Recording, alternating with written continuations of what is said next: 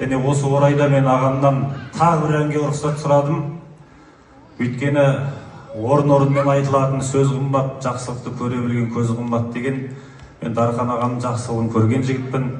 2009 жылы шаңырақ көтерген кезінде, ол кезде ешкім емес, ештеңе жоқ кездер еді, бір тағдырдың сондай бір тауқыметінде жүрген. Осы Алматыдан арнайы келіп, тойымды басқарып, ешқандай ештеңе алмай, тегін басқарып, қайта тойыңа шашуың деп шашуын беріп кеткен еді. Сол арада 16 жыл өткеннен кейін бізде Құдайға шүкір өсіп-өніп, күміс алқа иесі атанып, сол отбасымыздың атынан, шиелік ағайынның атынан, бауырлардың атынан деп Дархан ағамның азаматтығына бас иіп бір алғыс айтып кетейін деп келген ниетім әлі. Жеңім жаман болса да, жағам жақсы, өзім жаман болсам да, ағам жақсы дейді.